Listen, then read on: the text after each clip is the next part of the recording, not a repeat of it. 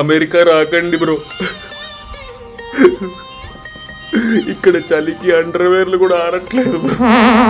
అరే ఈ ట్రెండ్ విని విని మీకు కూడా బోర్ కొట్టట్లేదారా? అమెరికా రాకండి, అమెరికా రాకండి, అమెరికా రాకండి. వద్దు, నాకు చెప్పకండి బొంగులో ముచ్చట్లు. ఈ ఎటు చూసినా ఒకటే ట్రెండ్. ఈ ట్రెండ్ మారుద్దాం. తోడు యూట్యూబ్ ఓపెన్ చేస్తే చాలు నాకేం చెప్పక నువ్వు వినా నేను బొంగులో ముచ్చట్లన్నీ. ఇక అబ్రాడ్ ప్లాన్ చేసిన ప్రతి వాళ్ళ కోసం ఈ వీడియో. అమెరికానో, జర్మనీయో, ఆస్ట్రేలియానో, కెనడానో కానీ ఒకటే ముచ్చట బ్రో. అమెరికా వచ్చే ముందు ఒక పర్ఫెక్ట్ రోడ్ మ్యాప్ ప్లాన్ అవ్వాలి. దాని గురించి డిస్కస్ చేద్దాం ఇక్కడ. ఏమంటున్నా?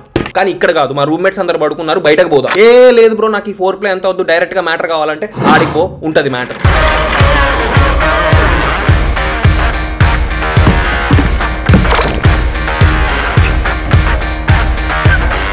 ఏదో ఒకటి మర్చిపోతా బ్రో. నేను యూఎస్ వచ్చిన తర్వాత పరిగెత్తడం అలవాటు అయిపోతుంది. ఎలా అయినా సరే టాప్ లో ఉండాలని చెప్పేసి టాప్ ఫ్లోర్ లో ఉంటున్నాం బ్రో. అందుకే కిందకి రావడానికి టైం పడుతుంది. మంచిగా ఫారినర్స్ నుంచి గ్రీట్ చేయడం నేర్చుకోవాలి మనం. ఇక నువ్వు అలాంటి పిల్లని బట్టి జీసీ కొట్టావంటే ఇక వీసా గురించి పరిగెత్తడాలు ఉండవు. కానీ మస్తు ఉంటుంది మా ఫారెన్. ఏ మాట మాట చెప్పాలి. ఈ పెద్ద పెద్ద బిల్డింగ్ల మధ్యలో పోనీ కన్నా రావాలి మా అమెరికాకి. నన్నేం చూస్తారా బై, బిల్డింగ్ చూడండి.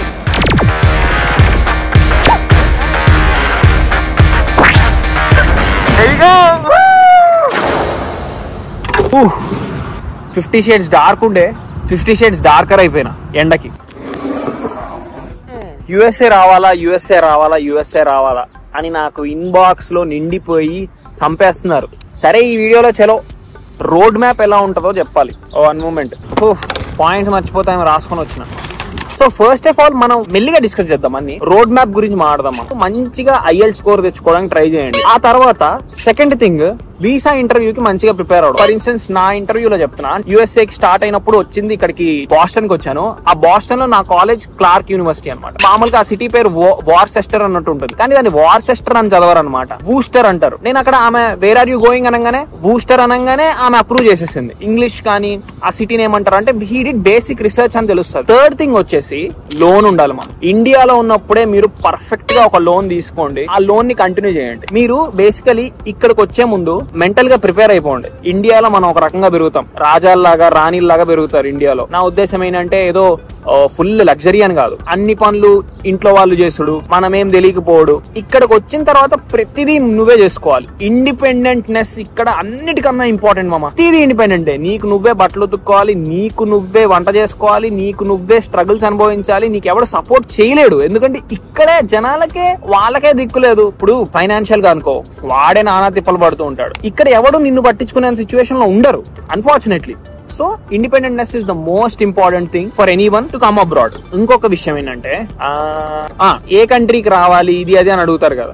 అమెరికాకి వచ్చేటైతే వీసా ఇష్యూస్ ఉంటాయని ఫిక్స్ అయిపోండ్రు. అమెరికా అంటేనే వీసా మామ. ఇక్కడ వీసా గురించి నార్మల్ గా ఇట్లా డాగ్ ఫైట్ ఉంటది మొత్తం. వీసా అంటే విరక్తి వస్తుంది అనమాట. వీసా స్టేటస్ అంటే అది ఇక్కడ పెద్ద మైనస్ పాయింట్. కానీ పెద్ద ప్లస్ పాయింట్ ఏంటి తెలుసా? అమెరికా ఇమిగ్రేషన్ బేస్డ్ కంట్రీ అనమాట. ఇక్కడ ఉన్నంత ఫ్రీడమ్ నీకు ఇంకా ఏ కంట్రీలో ఉండదు, అది మాత్రం 100% షూర్. ఇప్పుడు మామూలుగా జర్మనీ, ఆస్ట్రేలియా, కెనడా లేదంటే దుబాయ్ అలాంటి కంట్రీస్ లో కూడా డిస్క్రిమినేషన్ ఎక్కువ ఉంటుంది. అమెరికాకి వచ్చేటప్పటికి నీకు డిస్క్రిమినేషన్ ఆల్మోస్ట్ 0 ఉంటుంది అనమాట. అంటే ఎందుకంటే ఈ కంట్రీ ఇమిగ్రేషన్ మీద బేస్ అయి ఉంది కదా. 70% ఆఫ్ దెమ్ ఆర్ ఇమిగ్రెంట్స్. నువ్వు వాళ్ళ వాడివే అనుకుంటారు, ఏదో యుఎస్ లో పుట్టాడేమో అనుకుంటారు మామూలుగా చూసినా. Except for the visa status thing, మిగతా అన్ని ప్లస్ పాయింట్స్ అమెరికాలో. జాబ్స్ గానీ, ఆపర్చునిటీస్ గానీ. ఎక్స్పెన్సివ్ వైజ్ అంటే తక్కువ ఫీజు యూనివర్సిటీకి వెళ్ళావు అనుకో, నీకు బాగా డబ్బులు సేవ్ అవుతాయి obviously. First of all loan ఎంత లోపు కడతారు? నాకు తెలిసి చాలా మంది ఇప్పుడున్న సినారియో చెప్పట్లేదు. ఇప్పుడు జాబ్స్ చాలా టైట్ ఉన్నాయి, రిసెషన్ నడుస్తుంది కొంచెం, but things are getting better అంట. యావరేజ్ గా పబ్లిక్ ఒక 2 years 3 years లో కట్టేస్తారు మొత్తం లోన్. సో లోన్, నీకు జాబ్ వస్తే లోన్ ఈజ్ ఈజీ. నువ్వు అమెరికాకి వచ్చే ముందే ఏదన్నా మంచిగా ప్రోగ్రామింగ్ లాంగ్వేజ్ గట్టిగా నేర్చుకోని రా, పైథానో, జావానో. ఇక్కడికి వచ్చిన తర్వాత ఏమవుతుందంటే యూనివర్సిటీలో ఆన్ క్యాంపస్ జాబ్స్ ఉంటాయి. అందులో కొంతమందికి ఇలాంటి హై లాంగ్వేజ్ తెలిసిన వాళ్ళకి మంచి పే ఉంటుంది. సో అది నువ్వు తెచ్చేసుకోవచ్చు. అమెరికాకి రావడం అనేది it's like the biggest decision of your life అనమాట. అమెరికా రావడం అనే కాదు, ఏ కంట్రీ పోవడం అయినా సరే it's the biggest decision of your life. నీకు మంచి డెసిషన్ అవ్వచ్చు, నెగిటివ్ డెసిషన్ కూడా అవ్వచ్చు. ఎందుకు నెగిటివ్ డెసిషన్ అవ్వచ్చు అంటే, ఫస్ట్ ఆఫ్ ఆల్ అది ఇర్రివర్సిబుల్ అయిపోతుంది అనమాట. వీసా ఇష్యూస్ నాకు వద్దు అనుకున్నావు అనుకో, it's better for you to go to other country అనమాట. ఏది? కెనడా, జర్మనీ ఆర్ ఆస్ట్రేలియా అలాంటి కంట్రీస్ వెళ్ళు. లేదు నాకు ఎక్స్పీరియన్స్ కావాలి, మనీ కావాలి, కొన్ని ఇయర్స్ ఉండి ఇండియా వచ్చేస్తే పర్లేదు అంటే USA is one of the best country. More ever ఇంకొక పాయింట్ ఏంటంటే, నేను పాడ్కాస్ట్ చేశాను అనమాట. జర్మనీ, యూకే, ఆస్ట్రేలియా, కెనడా వీళ్ళందరినీ కలిపి ఒక పాడ్కాస్ట్ చేశాను. It's a really good podcast. అది డెఫినెట్ గా చూడండి. సబ్స్క్రైబ్ చేస్తే ఎంకరేజ్ చేసినట్టు ఉంటుంది. ఇఫ్ పాసిబుల్ సబ్స్క్రైబ్ చేయండి. చేయలేదు కదా. Coming back to the topic, A country అనేది ద మోస్ట్ క్రూషియల్ థింగ్. నాకు తెలుసు చాలా మందికి ఇండియా నుంచి అయితే ఫస్ట్ వెళ్ళిపోవాలని ఉంటుంది. డెవలప్ అవ్వడానికి, మనీ సంపాదించడానికి చాలా మంది ఇంట్లో చూసుంటారు, ఈ పైసల పంచాయతీ ఏంద్రా నాయన, ఫారెన్ పోయి డబ్బులు సంపాదిద్దామని చాలా మందికి ఉంటది. And nothing wrong in it మామ, ఆబ్వియస్ అది. బట్ మ్యాటర్ ఏంటంటే, నువ్వు గనక సరిగ్గా ప్లాన్ చేసుకొని నువ్వు ఫారెన్ గానీ అబ్రాడ్ ఎడ్యుకేషన్ కి రాలేదనుకో, ఉన్న దానికంటే డెటోరియేట్ అయ్యే పరిస్థితులు ఉన్నాయి. కొంతమందికి అయినాయి అలా. ఆ లోన్లు తీర్చలేక మళ్ళీ ఇండియా వెళ్ళిపోయి, ఇండియా నుంచి ఆ లోన్లు కట్టడం లక్షలు ఎంత టఫ్ అసలు. It's really tough. ముందే మీరు కరెక్ట్ గా ప్లాన్ చేసుకోండి. కరెక్ట్ గా ఏదన్నా కరెక్ట్ గా ప్లాన్ చేసుకొని ఒక ప్రాపర్ రోడ్ మ్యాప్ తో రండి అంటున్నా. ఐఎల్టీఎస్ బాగా ప్రిపేర్ అవ్వండి, ఫస్ట్ పాయింట్. ఇంటర్వ్యూకి బాగా ప్రిపేర్ అవ్వండి, తెలుసుకోండి. సడన్ గా మిమ్మల్ని అడగచ్చు, what are some nice places around your university or something లేదా. ఏదో ఒక పాజిటివ్ పాయింట్ అనమాట. కాన్ఫిడెంట్ గా మాట్లాడాలి, భయపడుతూ మాట్లాడకుండా ఉంటే బెటర్. అఫ్ కోర్స్ కొంతమందికి ఎంత బాగా మాట్లాడినా సరే వీసా రిజెక్షన్ అయ్యే అవకాశం ఉంది. కొంతమందికి ఏం మాట్లాడకుండా వీసా వచ్చిన వాళ్ళు ఉన్నారు. Exceptions are always there. నీ ప్రిపరేషన్ లో నువ్వు ఉండు. ఓకే, బేసిక్ గా నీ కోర్స్ ఏంటి, నీ కోర్స్ లో ఇంపార్టెంట్ విషయాలు ఏంటి, అవన్నీ తెలుసుకొని ఇంటర్వ్యూకి వెళ్తే you definitely crack the interview. అది పెద్ద విషయం ఏం కాదు ఇంటర్వ్యూ క్రాక్ చేయడం, వీసా ఇంటర్వ్యూ ఎస్పెషల్లీ. ఎందుకంటే వాళ్ళకి ఇక్కడ డబ్బులు కావాలి జనాలకి. వాట్ అమెరికన్స్ ఎక్స్పెక్ట్, స్టూడెంట్స్ వచ్చి ఇక్కడ డబ్బులు స్పెండ్ చేయాలి, అది ఆఫ్ కోర్స్ చదువుకుంటారులే ఫోన్లే అని కూడా స్పెండ్ చేయాలి, ఆ తర్వాత ఇండియా వెళ్ళిపోవాలి. అంటే అది మన ఇండియన్స్, మన స్టూడెంట్స్ అన్ఫేర్ కదా. వచ్చినందుకు కొంచెమైనా న్యాయం అవ్వాలి కదా, విన్ విన్ సిచ్యువేషన్ ఉండాలి కదా. థర్డ్ థింగ్ వచ్చేసి మెంటల్ ప్రిపరేషన్ అనమాట. నాకు తెలిసి ఇక్కడ చాలా మంది వచ్చేసి మెంటలీ వీక్ అయిపోతారు అనమాట. ఎందుకు అంటే ఇక స్ట్రగుల్స్ చూసో లేదంటే ఇవన్నీ చూసి ఊరు నాయన ఇదేంటి అని టెన్షన్ పడిపోతారు. అమ్మాయిలు అయితే ఇక అలానే రిలేషన్స్ కూడా ఏర్పడేవి. ఇక్కడ ఇంటి నుంచి దూరం వచ్చేసారు కాబట్టి ఎవరో ఒకళ్ళు మెంటల్ గా ఫిజికల్ గా సపోర్ట్ చేయాల్సి వస్తుంది. That's a different thing. Most important thing ఏంటంటే you are responsible for your decision అనమాట. కృష్ణుడు భగవద్గీతలో చెప్పినట్టు కర్మలు చేసుకుంటూ వెళ్ళడమే, ఫలితం ఆశించకుండా వెళ్ళడమే. ఇంకోటి ఏంటంటే, ఏ కంట్రీకి వెళ్ళడం అనేది పెద్ద విషయం మామ. నేను ఇప్పుడు మామూలుగా పాడ్కాస్ట్ లో వరుణ్ అని ఒక అతనితో చేశాను అనమాట. అతను ఏమన్నాడంటే జర్మనీ ఈజ్ బెస్ట్ అంటున్నాడు వాడు. ఎందుకు అంటే వీసా ఇష్యూస్ లేవు. యుఎస్ లో వచ్చినంత మనీ నీకు ఏ కంట్రీలో రాదు, అది for sure, no doubt. That's a good thing అయినవే.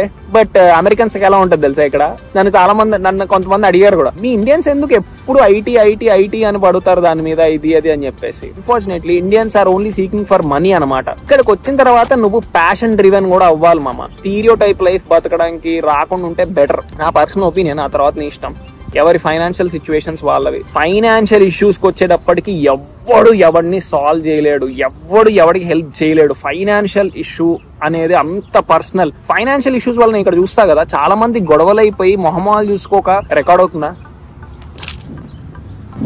అమ్మ బాబా ఇంత మాట రికార్డ్ అవ్వకపోతే బిస్కెట్. ఏ కోర్స్ వర్క్ చేయాలి, ఏ యూనివర్సిటీకి రావాలి, యూనివర్సిటీకి మంచి పేరు ఉండాలి, స్టేట్ యూనివర్సిటీస్ అయితే బెటర్, అండ్ ఫీజ్ తక్కువ ఉండాలి. There is no point of you spending like $70,000-80,000 normal university ఉంటది. అండ్ నీకు ఒకటి చెప్పనా, ఇక్కడికి వచ్చి కన్సల్టెన్సీలో జాబ్ తెచ్చుకునేట్టయితే, కన్సల్టెన్సీ త్రూ జాబ్ తెచ్చుకునేట్టయితే, విచ్ 60-70% ఆఫ్ ఇండియన్స్ డూ, ఏ యూనివర్సిటీ అని ఒకటే మా నార్మల్ $15,000-20,000 ఉన్న యూనివర్సిటీస్ కూడా ఉన్నాయి. ఓకే, మీరు కరెక్ట్ గా రీసెర్చ్ చేస్తే తెలుస్తుంది, చాలా కన్సల్టెన్సీస్ ఉంటాయి. నాకు ఫీజ్ తక్కువ ఉన్న యూనివర్సిటీ ఇవ్వండి అని చెప్పు. Unless until you are not going to that Ivy League college ఉంటాయి కదా, మీ వాళ్ళని అదే అడగండి. ఫస్ట్ ఇంపార్టెంట్ థింగ్ మామ, ఇది ఎంత సీరియస్ థింగ్ అంటే, ఈ కన్సల్టెన్సీ వాళ్ళు సీరియస్ గా, ఇండియాలో కన్సల్టెన్సీ వాళ్ళు మనకి ఏం గైడ్ చేయరు. కన్సల్టెన్సీ వాళ్ళకి బేసికలీ టైప్స్ ఉంటాయి యూనివర్సిటీస్ తోటి. వాడు నేను యూనివర్సిటీలోకి తోసేయడానికి ట్రై చేస్తాడు అనమాట, వాడికి టైప్స్ ఉన్న యూనివర్సిటీతో, which is like completely unfair. Fee ఎక్కువ ఉన్న యూనివర్సిటీలో దోసేయడమా, నీకు ఇందులోనే వచ్చింది ఇది అదని చెప్పడం. అందుకే యూ షుడ్ బి షార్ప్ మామ, నువ్వు షార్ప్ ఉండాలి. అన్నెసరీగా ఫీజు ఎక్కువ స్పెండ్ చేసి బొక్క పెట్టించుకోవడం వేస్ట్.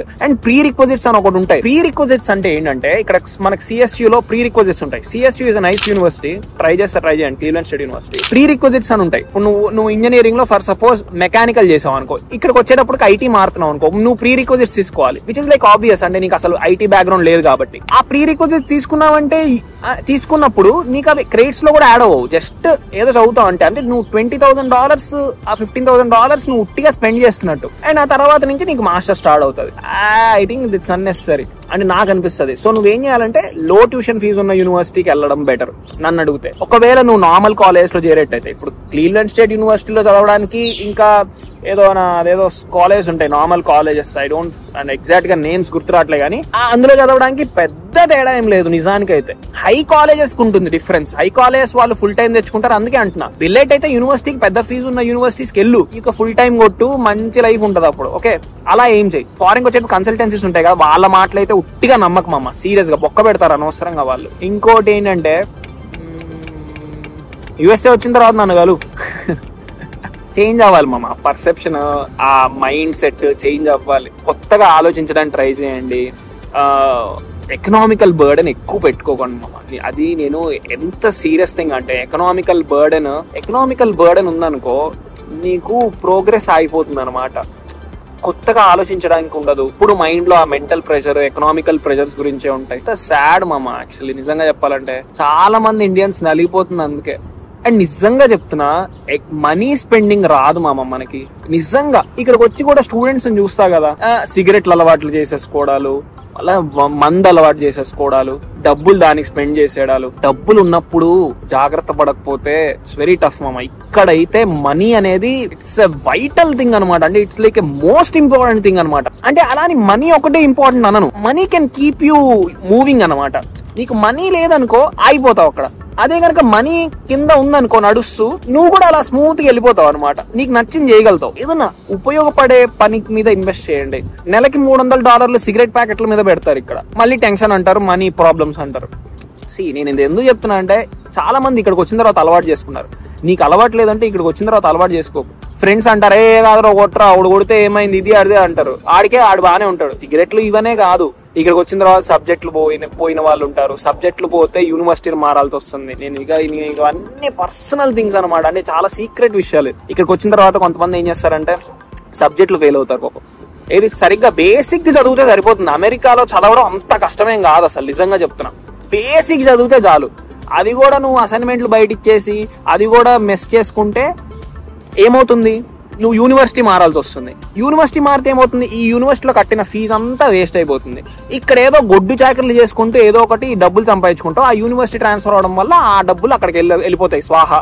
మళ్ళీ అదే గొడ్డు చాకరీ చేసుకుంటూ మళ్ళీ తిప్పలు పడాలి. అది కాదు కదా లైఫ్. పేరెంట్స్ ఆల్రెడీ చాలా కష్టపడ్డారు, మళ్ళీ వీళ్ళు పేరెంట్స్ నుండి ఇండియా నుండి అమెరికాకి డబ్బులు పంపించుకుంటున్నారు.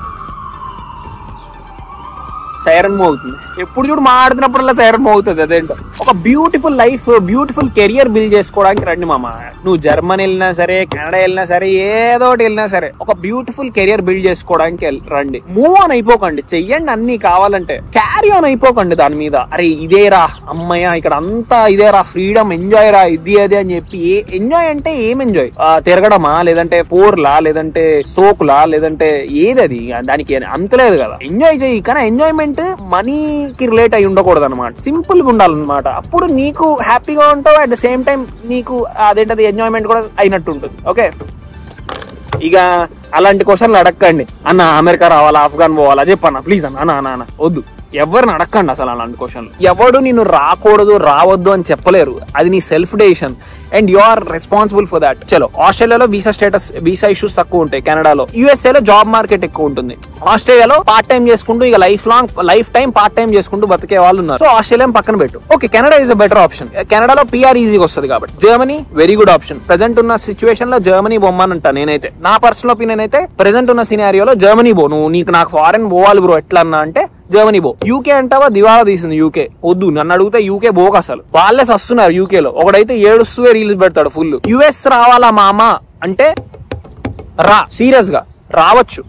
స్ట్రాంగ్ లోన్ తీసుకొని రా. చాలా కేర్ఫుల్ ఉండాలి వచ్చిన తర్వాత కూడా. ఆ ముచ్చట్లు, పిచ్చి ముచ్చట్లు, పిచ్చి రిలేషన్ తప్పనట్ల పిచ్చి రిలేషన్లు వద్దంటున్నా. ఇక్కడికి వచ్చిన తర్వాత ఏముంటాయి కదా, ఈ గీళ్లు అవన్నీ అలవాటు చేసుకోకుండా ఉంటే బెటర్. ఒక్కొక్కడు రూమ్ లో అవే దాక్కుంటూ కూర్చుంటాడు. సీరియస్ గా ఏంది మామ, ఇక్కడ నువ్వు వచ్చింది ఫారెన్ కి అంటే అవి ఒక్కటే చేసుకుంటూ కూర్చుంటారు. మామూలుగా ఫస్ట్ ఎలా ఉంటది అంటే, ఒకసారి ట్రై చేస్తే ఏం కాదు అనుకుంటావు. ఏదో ఒక డిప్రెషన్ మూమెంట్ వస్తుంది. ఆ డిప్రెషన్ మూమెంట్ ఇక పట్టేస్తుంది నేను. ఇక అదే కొట్టుకుంటూ ఇక ఇయర్స్, ఈ నెలలు అదే కొట్టుకుంటూ కూర్చున్న వాళ్ళు ఉన్నారు. ఓకే, అలా చేయకుండా ఉంటే బెటర్ అని నా personal feeling. Most important thing ఏంటంటే, అరే అదంతా ఎందుకు చూపించారా, రోడ్డు మీద వెళ్ళాలి, ఇది అదంతా ఓవర్ యాక్షన్, ఇది అది అంటే నేను చూపించింది మీకు మోటివేట్ చేయడానికి అనమాట, ఇన్స్పైర్ చేయడానికి. ఇండియన్స్ అంటే ఇలానే ఉంటారు అని ఉండకూడదు మామ.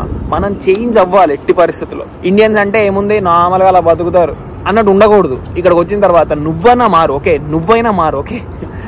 అందుకే నేను ట్రై చేశాను అట్లా. రైట్, మరి మీ అందరికి జై శ్రీరామ్. మళ్ళీ కలుద్దాం నెక్స్ట్ వీడియోలో. Okay, bye.